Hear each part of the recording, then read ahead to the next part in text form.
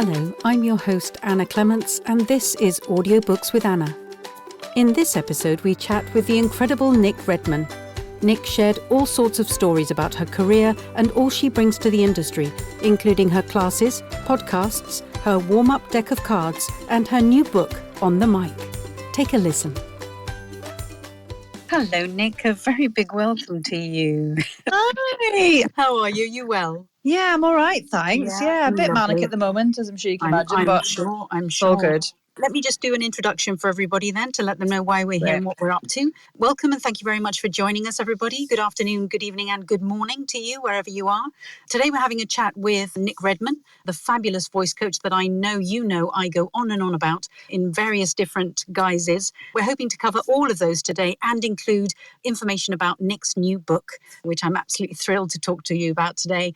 If you have any questions as the hour goes on, do jump up and come and chat with us. Do feel free to type in the chat if you've got any thoughts. I will attempt to read and speak and listen all at the same time, but I can't promise anything. And if I don't ask any questions you think of, or if there's anything you'd like to come up and chat about, do feel free to raise your hand or write it down. As I said, I'll speak it into being. Nic, welcome to Clubhouse. Thank you very much for joining us. Thanks for having me. We've got lots to talk about, so let's get started. And I want to begin at the beginning with a warm-up. Chat with us about your TikTok post today, because you posted a TikTok about how long is your warm-up and do you do one? And it's actually one of my favorite of your topics, because when I first met you, which is probably, possibly 5 or 6 years ago now, I'm not even sure. You used to say, be sure you do a warm-up, and I'd watch you and be really inspired. And then I'd go home and go, don't have time for that, so I'm just going to get to work. And it took me probably 3 or 4 years of hearing you say it over and over and over to acknowledge that I work better and smarter if I take 5 minutes to warm up beforehand. So give us a rundown of the whys and wherefores of all of that. Can I just say, I love that you said I work better and smarter, because I think that's one of the exciting and useful things to learn, to know about a warm-up, is that it's not just about your voice. And that's the thing I've sort of been thinking about a lot recently when I have that main objection, which is, but I don't have time to warm up. Sometimes the scripts just come in and I just have to get them back really quickly, or I've just got too much to record. It's about like prepping your whole self, which makes you much more efficient workhorse in all kinds of ways, you know? So my new thing actually is that a warm-up, doesn't have to be long, which is what today's TikTok was about, but also that it can actually save you time, right? So if you do a warm-up, you will, for example, or you may, for example, if it's the right warm-up for you, you may trip up over your words a lot less, which means less editing, which I'm sorry, thank you very much, I will take any day of the week. It will also save you time because your connection to the text and your delivery will be more on point. So there'll be much less sort of listening back and going, oh, that doesn't sound as exciting as I thought it was going to sound. Or, oh, I thought I would have been more upbeat or more sincere there, but my voice wasn't responding in the way that I thought it was. So you can really, free up your voice to respond to the emotions that you need through a warm-up, getting your range going and your articulation. But then recently, the other thing that I've learned over the last wee while is actually how valuable a warm-up is for your entire holistic being. So a voice warm-up, even if it's only 5-10 minutes, which is really all you need if you've got the right exercises, can help you settle your mind, help you kind of focus on the task in hand, be more present, release tension in the body, which improves your mindset and your ability to respond and be focused for longer. It's about breath as well, which, these days breath is and therapeutic breath work is a bit of a buzzword, really. Everyone's kind of doing lots of breathing for their #mental health. And all of that, the body, the breath, the mind, that all can be done in your 5 to 10, 15 minutes if you really want to push the boat out warm up. And what I find is that when people do it for the first time, when you eventually started to integrate it in, and listen, I don't care if it took 3 years, Anna, we got there in the end. But people go, my reads are better first time and I feel better about it. And, I'm so much happier and more comfortable doing what I'm doing. And the other thing is I can work for longer when I do a warm-up is another thing that I hear people saying, which for audiobooks is hugely pertinent. Absolutely, absolutely. I must just comment that I'm going to put a link to everything we talk about at the top and in the chat. So I've just put up Nic's quick voice tips from YouTube, the how to warm up your voice in 5 minutes, because I know that as we go along, there are going to be lots of links for people to press on and go and find out about you, because there is just so much going on. But yes, I've just had Anthony in the chat say the same, that he always feels that he knew he should be doing it, but just doesn't. And I don't know what the trick is to getting people to do it other than reminding them or getting them to practice. I must also mention your voice deck cards. You recently brought out a pack of cards that are basically divided up into 4 sections. Talk to us about that, because I adore them. Yeah, so basically I had a bit of a 3 a.m. mad idea, which was, I'd seen people peddling like affirmation cards or writing prompt cards or card decks for like all kinds of business things. And I was like, oh, I wonder, could you do a voice warm-up version of those? And, 3 or 4 months later, there it was. I'd done it. That makes it sound very easy. It wasn't. It was loads of work. And Anna, you were in my lovely little focus group, weren't you? And you helped me out with that, reading it all. So thank you. But basically, one of the objections that people often come to me with is, well, I don't know what to do, or I found some stuff on the internet, but it's sort of all for singing and I don't really know what I'm supposed to be doing. And I think one of the things that stops people is a bit of fear, or lack of a feeling like they don't have the ability or they don't know what they're doing. So the voice deck was really like a fun tool to try and just get people playing around, and exploring things. And the 4 stages is sort of how my practice has developed and how my methodology has developed. And it's a general thing that most voice teachers work through, but I've sort of angled it specifically for mic users and things, in the sense that we work through the body, then the breath, then the sound and the vibrations themselves, and then the speech. So that's the articulation and the forming of the words. And the idea with the 4 separate sections is to try and teach you or encourage you to do things in that order. So instead of just going, oh, I need to warm up, I'll do a tongue twister quickly and that'll be fine, that's warming up. It's about knowing that actually first you need to release your body and you need to get a bit grounded, and then you need to do something that's breath related, because that's the fuel for the voice. And then you need to get the vocal folds going, because that's where the sound comes from. And then you need to work on the vocal tract, because that's how the speech works. So the vocal tract is the bit from the vocal folds up. So, your throat, your tongue, your lips, your soft palate, all that kind of stuff.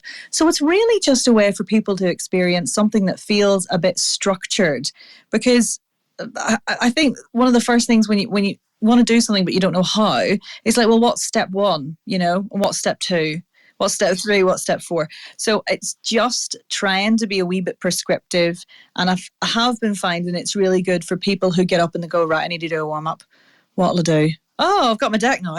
I'll just pick one from there, one from there, one from there, one from there. And they kind of piece them together. So it's a bit of fun, really. And it's not like designed to be the be all and end all and the start to finish of the only voice training you need. It's just designed to give people a bit of fun and a bit of exploration and bring a bit of play into it and give them autonomy, really. Because one of my main things as a coach, it would appear, because these things develop as you work and as your practice develops, is that I want people to feel like they can do it. I want people to feel like they don't need a coach in the end, which maybe seems a bit counterproductive now that I think about it. But I often say to people, though, that when I recommend you in all the different areas available to us, is that you help us to help ourselves. And that's what I love about it. We've got some comments in the chat already about Rachel Beresford says she treats her warm-up as if she was a plumber and needs to take her toolbox with her. So her warm-up is her toolbox. Laura says her cards are a game changer. My lazy side appreciates them so much. And Peter says, yes, that his voice cards are in his booth to remind him to do the warm-up. And yeah, they're not comprehensive, but what they are is a conscious reminder. And that's what I needed, was a moment to go, oh, okay, I should be doing a thing. And I was lip trilling in the bathroom on my way down to the booth, perhaps, if I was lucky, And so this just reminds me that it's a holistic process. So I usually get a spine roll in or some kind of, and when I'm underwhelmed by myself, the cards allow me to remember there are other things I can try, which I find really lovely. So thank you for that. Oh, that's great. It's really nice to hear that people are using it as a reminder, because I think that's step one when it comes to doing a warm up is sort of remembering. We all have that morning chaos and maybe walks for, our anxiety and like getting kids out or dealing with parents or whatever it is that you have to do in life to get yourself organized and into the feckin' booth. And then you get in there and you open your emails and that gets a bit distracting. And then the work has to happen. And it maybe, just having a little bright orange box in the corner is helping with that. Make it obvious, which would be a James Clear atomic habits thing for setting up new habits, is make it really, really obvious. Like you can't not see that it's there and that you need to do it. So yay, reminders. That's brilliant. Absolutely. Thanks for that feedback. That's good. It's great. So talk us through then. Let's take a moment and a breath a second, because we're here today talking with Nic Redman, voice coach, who's got a new book coming out that I'm super excited about. And Nic, for me personally, has been so many different things in my journey as a voice artist. So I first knew you as an accent coach. I was under the impression that was where you specialized many, many years ago now. Talk us through your process, sort of how you grew, because I know you started in stand-up. Yeah. So I started in musical theatre, even before stand-up. I was aiming to be a twirly, as they call them. And I was sort of dillying around the West End, doing wee bits of musical theatre and stuff. And it was fine, but I wasn't as inspired and sort of fulfilled as I thought I was going to be. And then I started stand-up and I was like, ooh, this is fun. And then around the same time, randomly somebody needed an Irish voiceover somewhere. And they were like, will you come to this studio and we'll give you, £400 or whatever it was. And I was like, yes, I will actually. As a theatre person, I'll come and do that. And I got in the booth and it was just this like, moment. And I had this remarkable kind of epiphany where I was like, this is what it's about. I'd spent my career to date sort of being told that I sounded good, but it didn't look right. Or I looked right, but my voice wasn't right. Or like something aesthetically and audibly didn't match in what I was offering into the musical theatre world. This was like 15, 20 years ago. And I remember things are a bit different now. But so I just kind of threw myself in. I did what I do, Anna, which I'm sure you've witnessed probably from afar, is that I get an idea and then I make it happen. and that happening was becoming a voiceover. I was like, well, if this is a thing, I'll do this. So it was when home studios were just sort of coming in the UK. So I bought, let's call it a studio in inverted commas, and I set myself up, and then I was doing gigging in the evening, stand up, and then voiceovers in the day when I just got on the blower. And I was like, well, I'm Northern Irish and I've got a mic. Do you need me? And that seemed to go well. And the two things just matched perfectly. So that was that bit. And then I'm sorry, I love the way you're implying that there was this sense of how hard can it be? Surely there was some trepidation, some curiosity about, was it just naivety that managed to land you on your feet? I mean, obviously it was talent, but I'm just curious about the actual stepping into it. Were you scared at any point, all these changes and all these big kind of moments? I think once you've done stand-up, nothing really seems that scary. Like if you can stand up in front of a room of 200 drunk people and keep their attention and make them giggle for 20 minutes, like that's pretty terrifying. So I feel like, I don't know if fear, I think there was definitely kind of young naivety thing, and I've always been someone who's been like, oh, well, I'd like to do that, and I felt like I was okay at it, so I'm just going to see what happens. And it's not that there's no fear or trepidation. It's just that I won't know until I get started, So it's been very similar to writing the book, I suppose, in a way. Like, well, I'll just do it and we'll sort of see how it goes. And yes, I'm terrified, but I feel like I've got something to offer. So I think with voiceover, it was like, there was also an I needed it to work situation, I was like, musical theatre isn't working how I wanted to. I need to stand on my own 2 feet. I need something to work. This is where I see, I feel comfortable. I had an inkling in my gut brain that like it was the right thing to do. And it started to earn me money pretty quickly. Not loads, but enough to justify giving it a go. So I suppose there's a mix of lots of things, to be honest. And it was probably as bumpy as anybody's start. I'm reducing it down to, well, bought a mic and off I went. But just do these things, don't you? Sort of cross the bridges when you come to them. I did find at the time a lot of openness to the fact that I was a Northern Irish voiceover with a home studio. So I definitely had a niche. Like most people I spoke to back then were like, oh, there aren't any Northern Irish female voiceovers with home studios. This is brilliant. So that was a huge kind of useful timing thing for me. And I think probably helped with getting me set up and getting me going. But what happened then with the voice stuff was I was so enthralled by the fact that my voice was the only thing people cared about, that I was like, this is amazing. Like my voice is earning me money and that's it, nothing else. When you really boil it down to it. So I got obsessed with voice, and I've always loved accents, and I've always done impressions, and I've always been like the one in school doing impression of the teachers and doing the ejectory on the end. Like, and I did do a lot of voices and stuff in my stand-up. And then I thought, this is really interesting. And I found this course at Central School of Speech and Drama, which was an MA Voice Studies course. And I was like, oh, that's interesting. And I was like, basically, they can teach me how to be an accent coach. And then I can go and work on set with celebrities and it'll be brilliant. And that's what I wanted to do. And to be honest, back then, I wasn't mad interested in anything to do with voice technique or speaking at all. I just wanted to do accents. So when we did first met and work together, Anna, I was very much like, it's all about the accents. But then, because I'm in voiceover and people learned that I was doing like a voice studies degree and that I had this other knowledge, I suddenly saw this massive gap in the market because there are loads of voiceover coaches teaching you how to do voiceover, but I couldn't find anybody, 7 or 8 years ago really who was peddling voice warm-ups and voice care and voice technique training with the intricacy of the like training that I had to voiceover artists. And then I was like, oh, there's a hole. It looks like my ship. I'm going to get in it. Fantastic. Yeah. Because your studying of voice work seems to be, I know that whenever I hear you speak about it, it seems more of a fascination on your part. And that fascination and passion has led you to then be able to share that with everybody else. And you never seem to tire of that.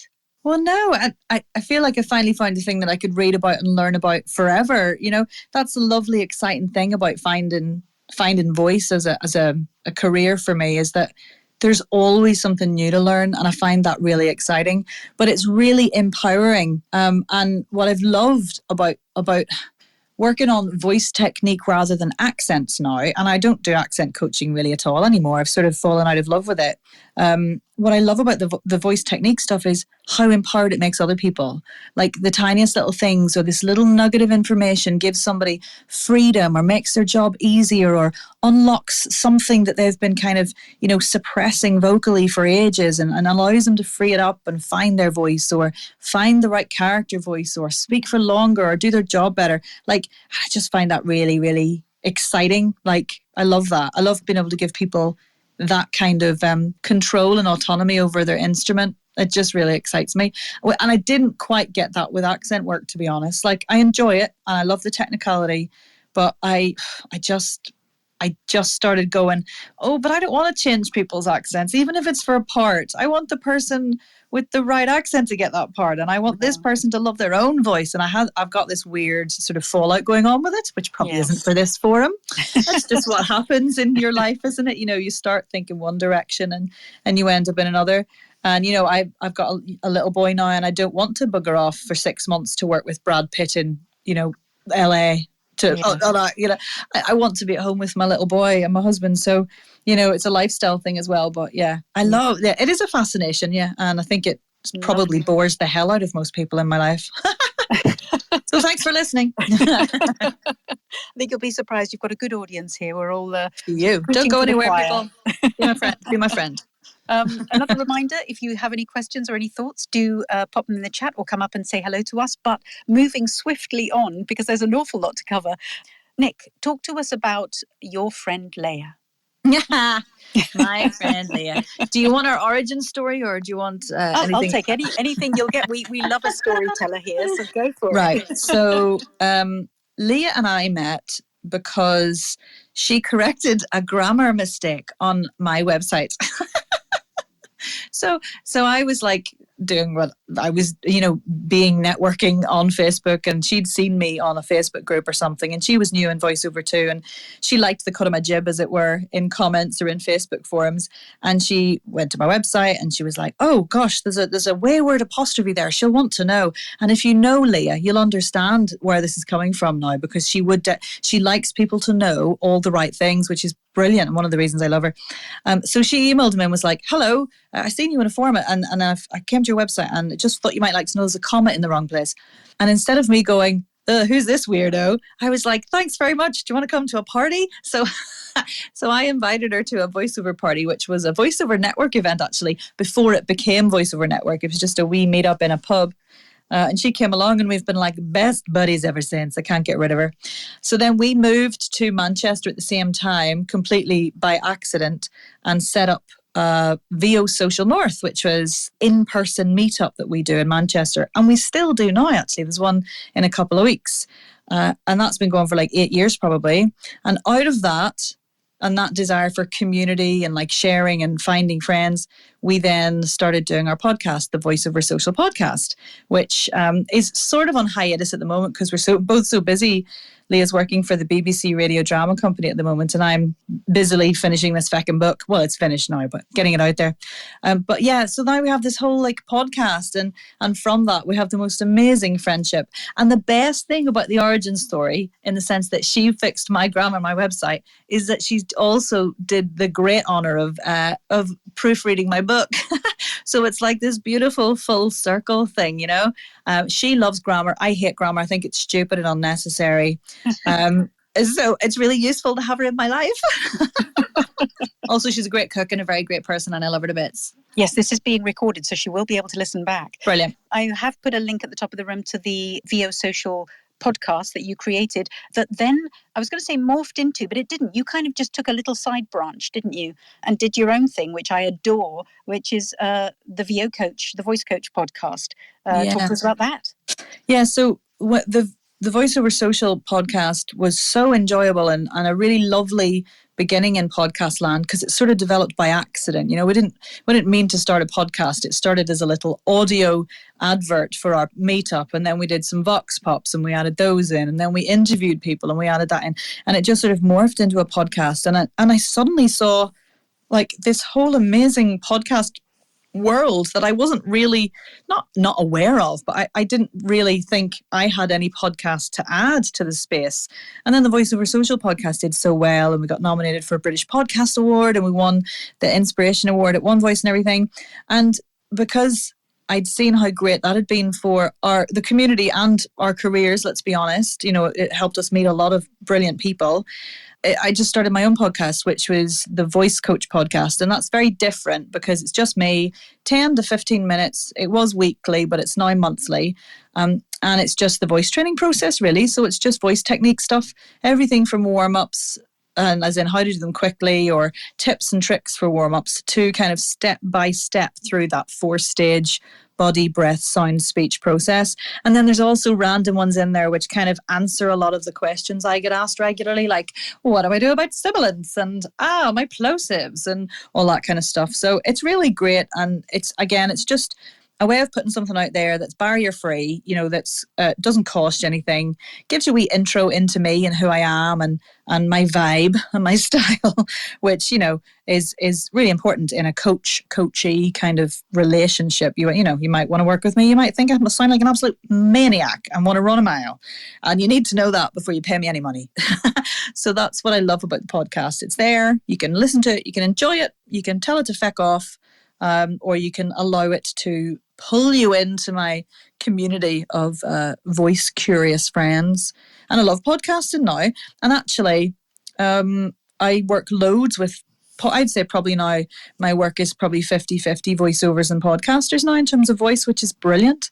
I love the Voice Coach podcast. Again, if you pull to refresh, everybody in the audience, that's a pull down and hold on your screen and then let go. You'll get a different link now at the top. That's the Voice Coach podcast by Nic Redman. And I must just comment that I love that they're 10 or 15 minute segments, and each one is like really specific to one thing. So you can go in which is what I do, and actually use them to kind of remind myself or have you talk me through it, or if I'm looking for a particular something that I'm curious about that I remember you mentioning. I'm always surprised that listening back to them again and again is actually really helpful. And my favorite thing, which I don't know if this is going to work, but I'm about to attempt, is that you have a metal water bottle on your podcast. And when you take off the lid, I've become Pavlovian now, and I have to hear all about the hydration. Absolutely. I've got my water bottle earrings in as we speak. I was filming some videos that go with the book today, and I had my little water bottle earrings in. It's all about subliminal messaging, Anna, and that's what it's my VO social water bottle. Wonderful. Is that metal? Yeah, you're not the first person who said that. Some.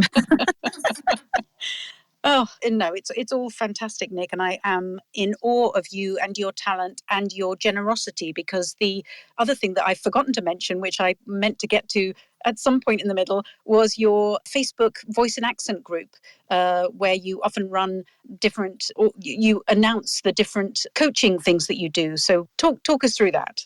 Yeah, so that was just another way of collecting people who might need me in one place. So I have a Facebook group called the Voice and Accent Hub, and it's about 5,200 people in there now, which is a bit mad. It's been quiet. I've been quiet in there over the last sort of 4 weeks or so, because I've been head down in the book, but I'm getting back in there now to try and share things and get momentum going again. But even as a resource, it's a great thing, because what I love about the Facebook groups is the ability to search. Yeah. And so often somebody will come into this room and we'll talk about, I don't know, mouth clicks, for example, and people obsess over the whole green apple thing. And I'm obsessive as well about the fact that it might not be necessarily saliva, it may be a lack of warm-up or facial tension. Mm-hmm. And there's such a conversation that goes on in that group every so often that you can then go and look up and sort of catch up with without troubling anybody. I'm big on research, so I love that as a kind of point of reference, and also a place where you tell us everything that's going on that we could be doing if we wanted to, kind of thing. So it's lovely there. Oh, that's good. Yeah, it's nice to know how people use it, actually, because I sometimes get concerned and a bit guilty that I don't put as much content in there as I used to. But the interesting thing about Facebook communities is they start to sort of not sort of run themselves, in a sense that now people come in there and they ask questions, and that starts a conversation, and I nip in as much as I can, well, every day, and just check everything's okay and answer questions. We've had a couple of things in there today, even, somebody asking, they'd found a nebulizer. They wanted to know if it was okay. 2 nebulizer questions today, actually. Somebody bought a nebulizer and they were like, what do I do with it? And then somebody else was like, is this nebulizer suspiciously cheap? Should I buy it or not? So yeah. Yesterday we had some stuff in there about pronunciation for some Scots Gaelic, and some members in there were able to help somebody out. So yeah, it's really great, and it's there if you have any questions. If you tag me in if you want me to get to you specifically. But there's lots of lovely people in there who are really helpful, and it's a great community. It is a nice place to be. Yeah. And I've actually planned this hour beautifully, because my idea was this first half hour was, and this is for the sake of the audience, a big chat with Nic Redman about who she is and why she is and what she is, and another half hour now about your new book. Tell us how it even began. You've had Diane Perry already in the chat saying huge congratulations on your book. Diane's got a book out too. Very exciting. I've got that one on my shelf. Yeah, so, right. Basically, I have many voice books, because I did an MA in voice studies. Part of the process is buying a lot of feckin' books and reading a lot of books, and I love voice books, and I think they're really valuable. And when I'm doing my courses or my retreats or whatever it is, I go back to my books loads to get inspiration and guidance and reminders for things. Sorry, I must just say you have cost me a fortune over the years with your recommendations, so thank you. I mean, no, I'm not sorry. Well done. It's all tax deductible, sure, isn't it? Yeah, absolutely, yes. So I spend a lot of time going, oh yeah, and this came from that book, and I trained with this person and they've done this book, and this person has this new book out and they're amazing. And a couple of people were like, where's your book? Are you going to do a book? And I was like, no, don't be silly. Look at all these amazing books by all these amazing people. What can I offer to the party, really? And then over time, I was like, maybe there is a book in there, actually. Maybe I do have something to offer. And I was looking back at the podcast going, oh, hang on. there's a book structure in there somewhere. Like, I'd basically written every episode and researched every episode and put it all down. And I was like, there's some of this potentially could go in a book, and then it could develop into something more. So I just sort of did what I do again, which is started it. I did it, and now it's a thing, which is like exciting, and I am mostly really proud and excited. But I'm also, and I'm sure anyone else in the audience who's written a book like Diane or whatever will fully understand this. Like at the same time, completely terrified that I'm gonna, open it and there's gonna be a massive mistake, or like someone's gonna be like, "What were you thinking? This is terrible." But no, I'm mostly excited and really proud of it. Now, I know you've got Leah on your side, so I'm happy that there aren't any huge mistakes in it. And I think you can lay your sword at her door, as it were. Yeah, it's definitely her fault. It's definitely her fault. There's a mistake. Absolutely. So tell us, what's it about? Yeah, so it's called On the Mic, voice training for voiceover artists, podcasters, speakers, and presenters. And it's basically a voice training book for people who speak on microphones, which has accidentally, serendipitously sort of become my niche as a coach over the last 18 months, 2 years. Nearly everybody I work with and every problem that comes my way is something to do with mic speaking. And I was like, oh, okay, this is interesting. And I love helping people with mic speaking. And I had a bit of a search and I couldn't find, there are voice books out there for loads of amazing things and I've got them all and they're all brilliant. But I was like, there's nothing actually that feels specifically targeted to mic users that comes from such a. I'm very highly qualified. You know what I mean? So like, I've got all the voice anatomy knowledge and all the pedagogical training, and the understanding of learning and all that kind of stuff, and lots of coaching hours under my belt, plus all the performance experience. And I was like, I think this is my book, like On the Mic, training for people who are on the mic. So that's what it is. So it's really a book that's designed to empower people to know how to prep themselves for speaking on the mic, to know what to do when they have those mad mic-specific voice issues like plosives, sibilants, mouth clicks, nasal farts, weird sounds, all that kind of stuff. And it works through all of the stuff that I think is necessary and applicable from general kind of traditional voice training that I think is really good for working on the mic, or that has worked for my clients and me over the years. So it's like sort of a mix of a how-to / manual / give me a second on my soapbox here / reflection type guide. I'm really excited about it. You've seen a wee bit, haven't you, Anna?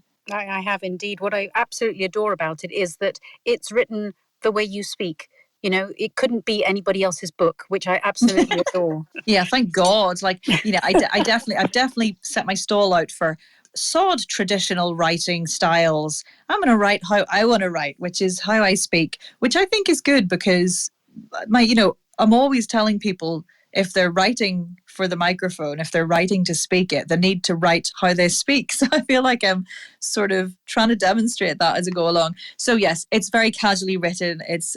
There's lots of fun in there. Well, I've tried to get a bit of fun and jokes and stuff in there because that's sort of one of my MOs as a coach as well, is that it has to come from humor and curiosity and playfulness and being an agent and all that kind of stuff. So yeah, it's not an academic textbook, but it comes from the mind of someone who aspires to be semi-academic. So yeah, I'm really excited about it. What would your ideal reader be looking for if they were going to buy your book? I think they're looking for a process to find comfort and be at home vocally as themselves on the microphone.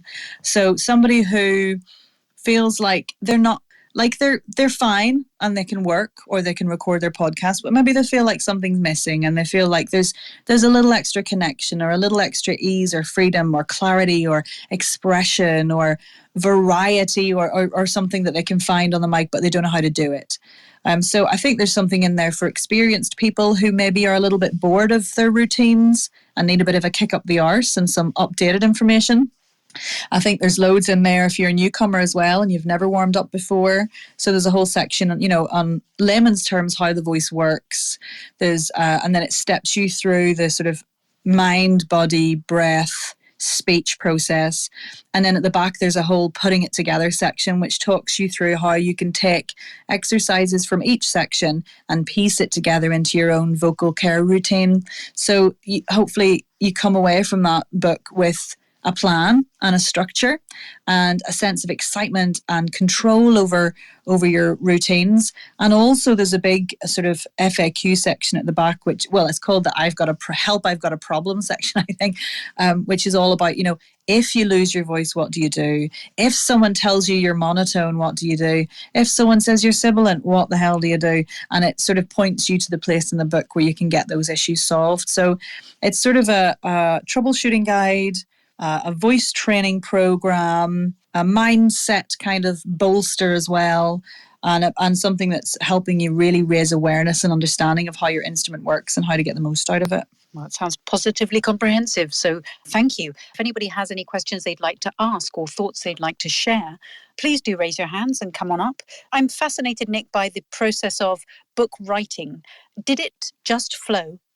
Do when I've heard this loads over the process of writing the book and other things as well, but like the hardest bit is starting. And every single time I had time in my diary to sit down and write the book, it took about 5 to 10 minutes for me to go, oh, for feck's sake, just start. Come on now. It was like standing at the side of a pitch trying to do some big sports, like psyching myself up.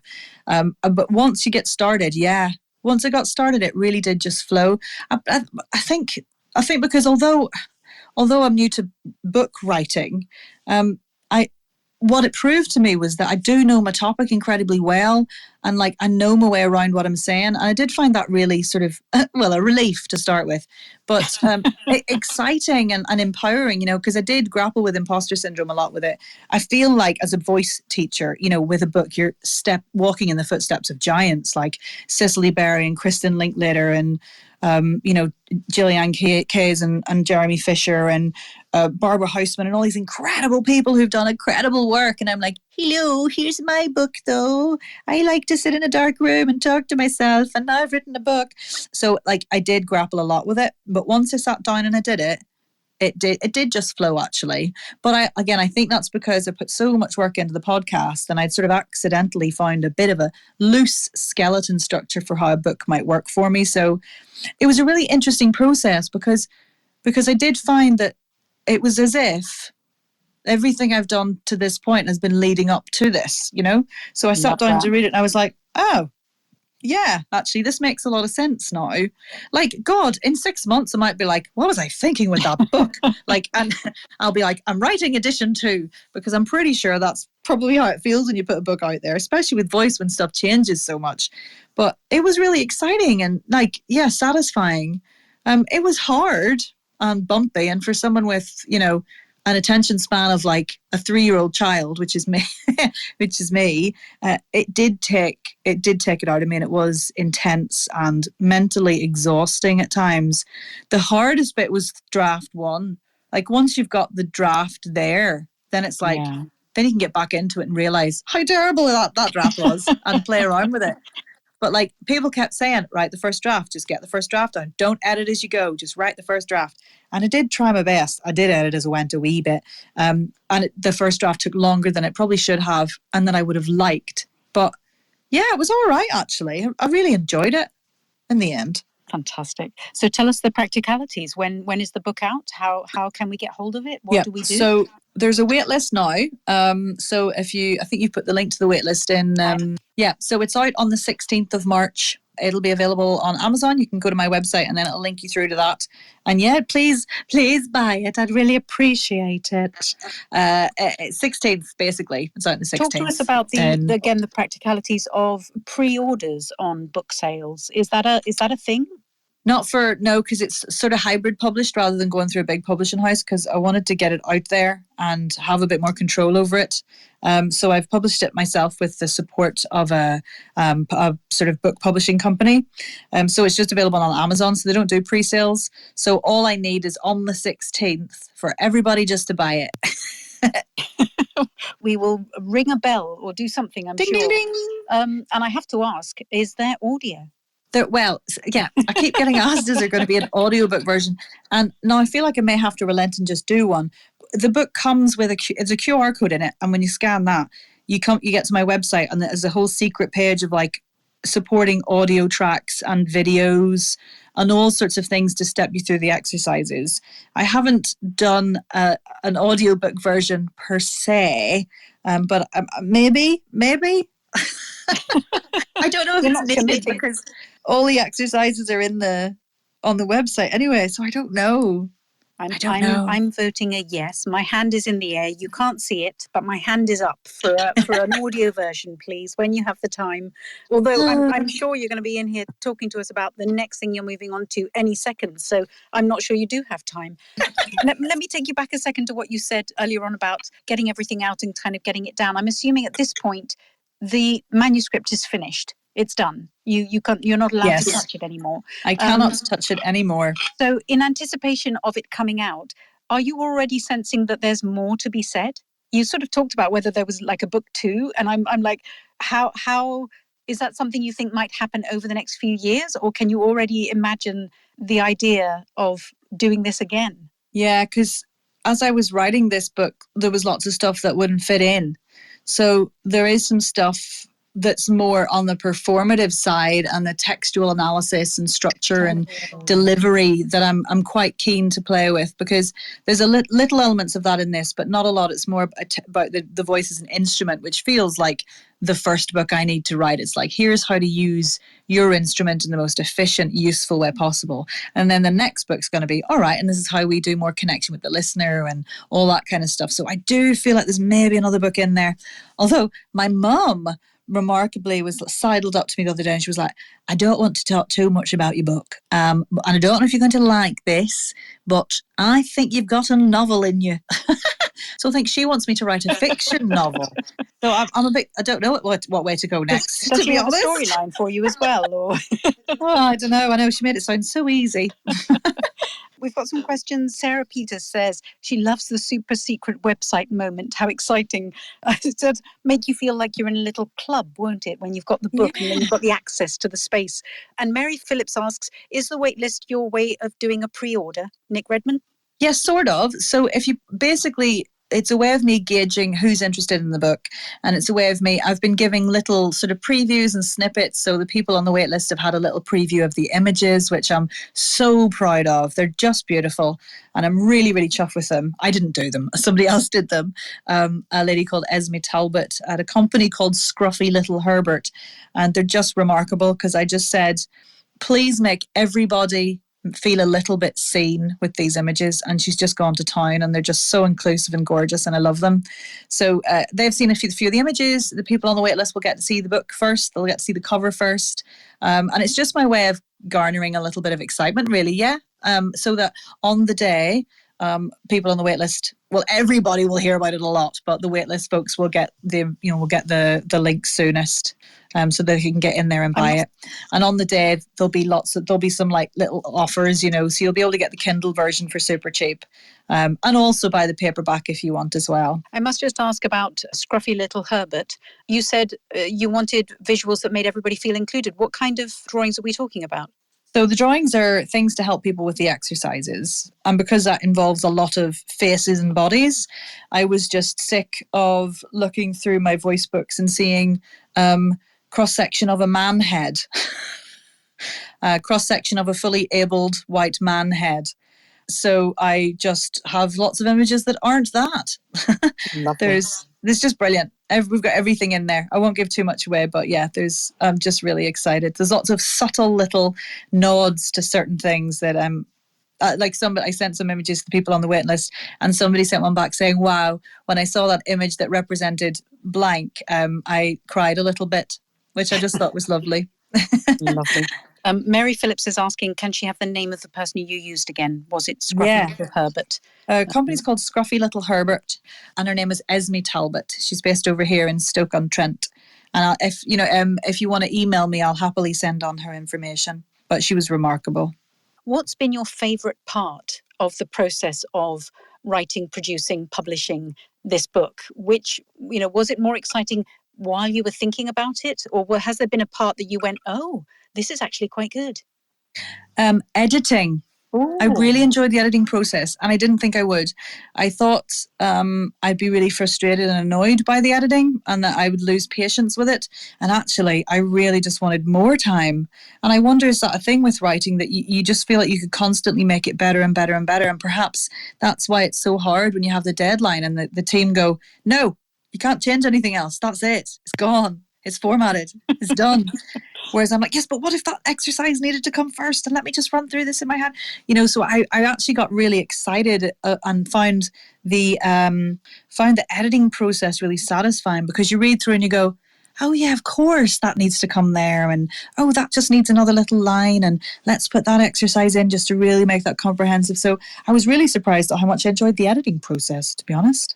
That's lovely. I remember when you came on, I think you might have come on with Leah the last time you were here, which feels like a really long time ago now. And at the time you were promoting the VO Career Planner, which I forgot to mention. I apologise, in your list of accolades. All right. And I remember asking my favourite question, which is, has it worked out the way you thought it would? And at the time the question was about your career, but specifically about this book. When you anticipated it, how much time are we speaking from the moment that you thought, maybe I should do this, to today? Because it doesn't sound like it's been very long. No, probably by the time it comes out, probably about a year, which is fast, because when you work with a big prod house, it's a much longer process, and that was something I didn't want to have to go through. I just wanted to get it out there. Yeah. So probably about a year, I think. And has it worked out the way you thought? If you look back to a year ago, how you imagined it might go, is it what you thought? I feel like in my head it was a different book to what it is becoming, or what it has become, which is interesting. And I think that's a good thing. The truthful answer is I've absolutely no idea. Until I have it in my hand and I open it, then I just don't know. I'm really pleased with how it's come together. And I've made some choices which I think are really exciting and important. Like, I've chosen a dyslexic friendly font, which to non-dyslexics will probably be like, what the hell is this font choice? But it's because I wanted to feel really inclusive, and it was a deliberate choice for, in my world, and in the arts, you get a lot of people who are undiagnosed dyslexics or late diagnosed dyslexic, and I just wanted to make sure that felt accessible to people. So that was a choice I'm really proud of. I'm also really proud of the cover. Like, really, I didn't do it. I'm just really excited that I feel like it definitely represents it, and the images, and I'm really pleased, I think. But again, I don't know, this is all new. This is like so new to me as a process. Like, it's going to come out, and then I'm going to, I've got to order I've got to order a copy on Monday, and so I'll probably have it in my hand like on Tuesday, and that is going to be, I think, terrifying. It's going to be the most terrifying unboxing I've ever done. Do make sure you film it. That's social media gold. Yes, of course. It's all content, babes. It's all content. Absolutely. So tell us what you've got coming up. So are these next 2 weeks crazy for you with regards to sort of just doing exactly this, going on places and talking about your book? Yeah, I'm like totally boring book person now. Like, I've literally got a spreadsheet of like, oh gosh, tens and tens of this kind of thing, just talking about it and spreading the word a wee bit. Oh, not a wee bit, spreading the word, checking loads, to be honest. And so it launches on the 16th. There's an in-person launch. I'm hijacking a bit of the next VO Social North event in Manchester. So if you can get to Manchester on the 18th of March, come to the Ape and Apple on John Dalton Street at 2 p.m. And I will be, I'll be there with some copies, and I'll awkwardly say a few words and like get a bit emotional and whatnot about it. And then, I've just got loads of this. I'm doing lots of lives, lots of exciting things in the Facebook group, trying to talk to lots of people, like a virtual book tour, I suppose. And then I'm going to head down to London the week after the book comes out to deliver some copies to my drama school and take a few copies to certain people. And so, lots going on with that. Oh, and next week I've got a retreat as well. So that's... Because you weren't busy enough. I know. Well, it's actually quite nice to have I'll have a copy of the book, so the people that get to come to the retreat next weekend will get to see the book, which is nice. Give us a parenthesis and do a retreat push. Tell us what that is, what you're talking about. So I run some voice residential retreats up where I live in the sort of Cumbria, Northumberland borders in Hadrian's Wall country. So yeah, it's like a 2-day, 3-night glorious voice getaway where we just spend a couple of days really deep diving into the whole holistic voice, mind, body, breath process. We do a lot of like humming and massaging and rolling around the floor, making noises and having a great time. And then we do some like wild swimming and walking and sitting in the hot tubs and talking about voice and finding our voice. And yeah, it's just great crack. So that's happening next weekend. So I've got 7 people joining me next weekend. I have to admit to having come I think it was February of last year, wasn't it? Yeah. And you forgot to mention there's a lot of laughing. There's a lot of laughing. A lot of laughing. And I discovered that my lungs weren't where I thought they were. My mind is still blown by that. One of my favourite ever retreat moments so far. It was you realising that little moment where that penny dropped, and it took a while, didn't it, for you to come back to us? Very much so, it did. Well, it's that whole, having come from a singing background, and they're always saying, breathe low into your stomach and use the breath in your tummy to push. And like, there is no breath in your tummy. I'm like, wait, what? What? I know. I'm still not coping. It's all a bit much. That's one of the reasons why I'm like so kind of like obsessed with getting voice knowledge into voiceover land, because there are lots of incredible voiceover coaches who say things like that, but it sends people in all the wrong directions because they don't quite have the in-depth understanding of vocal anatomy like I do. So yeah, these well-meaning phrases that sort of make things worse and do nothing, like use your diaphragm, breathe from your belly, push your diaphragm, talk from your diaphragm, all this kind of stuff. You know me, Anna, I'm all about dispelling that nonsense and telling people what's actually happening. So there is a bit of that in the book. There's a few moments of, let me tell you what's really happening. Do you think that the diagrams in the book are kind of layman friendly? Is that the idea of sort of breaking down the physical aspects of it for everybody to be able to see and understand how it works and why it works? And therefore, I'm just really aware, before I came to see you and before I got to know you, I had lots of ideas about how my voice gets tired and why I shouldn't be able to narrate for 3 hours in a row, or why, how I should drink hot tea because then it'll wet my vocal folds and I'll be fine. All of which is not true, And I'm thrilled, actually, you've said about dispelling myths, because I think that's part and parcel of the problem. Some of the people that we speak to will say, I can't possibly do audiobooks because the idea of sitting for 6 hours at a time, that's not physically possible. And you go, well, actually, it is. And Nic's book says so. It's in the book. Yeah. There's a lot of like, this is what's actually happening. The images are also kind of to try and help people with the action of what they're doing, like the shape they're trying to make with their face or the direction they're trying to go in. And some of them are there to sort of step people through like the speaking process, or there's a bit in there about a tiny bit about like how we learn and learning theory and things, just to help people understand what practice is and what it means to build habits and what's expected, what your body needs from you, when you're trying to build a new habit and a new skill. So there's lots of little images in there just to kind of help step people along. And then there's a couple of there's a little hilarious cartoon me that pops up every now and again just to go, hello, here's a tip. Wonderful. So yeah, that's a funny process, like having a little cartoon me. We've got some chat in the chat. Claudia says she's looking forward one day to coming and rolling on the floor with you and laughing. Yay! Linda says she loves the idea of dispelling myths. Thank you for that.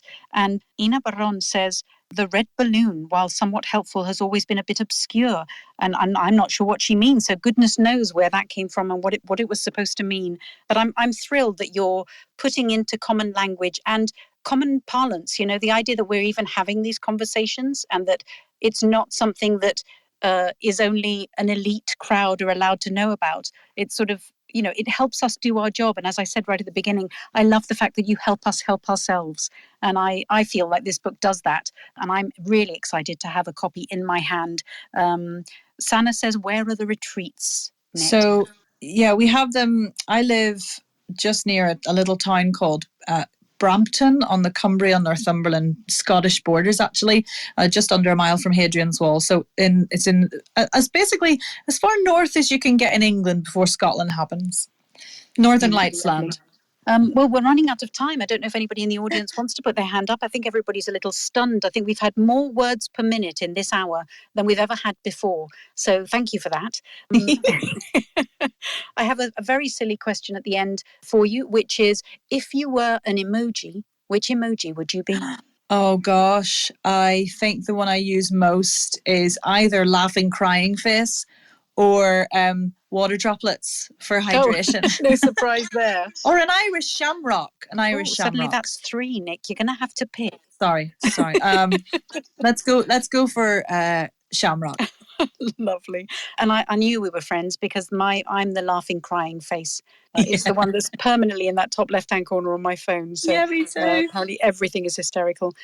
Well, lots of thank yous in the chat from everybody. Lots of people excited for the book. So hopefully that's going to do really well for you. Thank you, everyone. And thank you, Nic. It's been an absolute pleasure. Thank you for having me. I think people have loved it. Do go out and tell all your friends, you, Nic, and everybody in the audience, that they can come back and listen to find out more about this and about the myriad of things that Nic does. So yeah, thank you again, Nic. Today we talked to Nic Redman. My takeaways: a 5-minute warm-up you've always got time for. It's worth its weight in gold, and we all need to pre-order Nic's book. Thank you, Nic, for coming along today. It's been an absolute pleasure, and thank you very much, everybody. Have a great week. I hope you enjoyed our conversation with the incredible Nic Redman. Thank you very much for listening in and joining us on this podcast. Do remember to like and subscribe. It really helps. Further details are in the show notes, and if you'd like to work with me or need any further information, do get in touch. Thank you for listening.